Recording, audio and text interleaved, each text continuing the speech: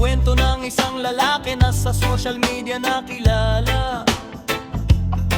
Madaming pera, trilyonaryo, sigaw ng masa. Habang naka-live, kumakain pa sa harap ng kamera. Biglang may pumatok, ay naku, may warrant pala. Sa isang iglap na putol ang kanyang eksena. Di na natapos ang ulam at ang kanyang istorya. Sa harap ng viewers, may boses na kasama. Trending agad siya, ang level na drama. Genane, sarararararara. Genane, sarararararara. Sa social media, madaming may ayaw sa kanya, pero madami rin ng todo suporta at tiwala. Bakit siya hinuli?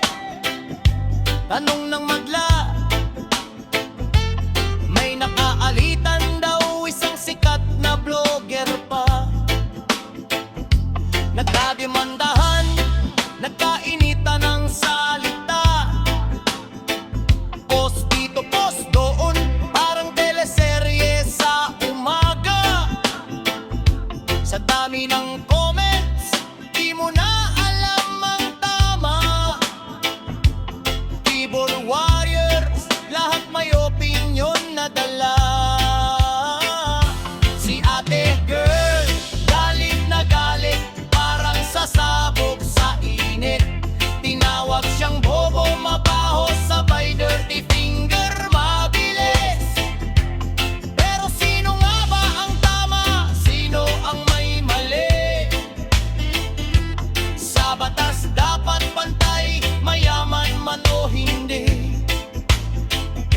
Respeto sa hustisya, yan ang tunay na sabi. Hindi porket sikat ka, ligtas ka sa tabi. Sa harap ng kameraman o sa likod ng pinto, ang batas ay batas para sa lahat ito.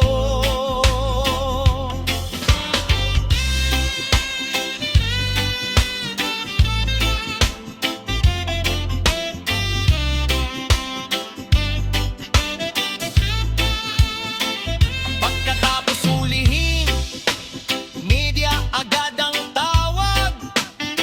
Mga reporter nag-uunahan, mikropono'y nakaladlad. Sabi ng abogado, sandali, wala pang hatol. Pero napahiya na siya sa buong sambahayan, tol.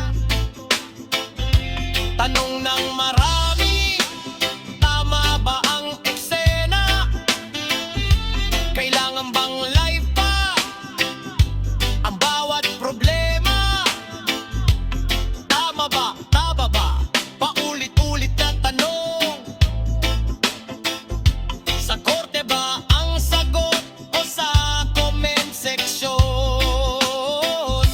Kung may kasalanan man tayong nagawa,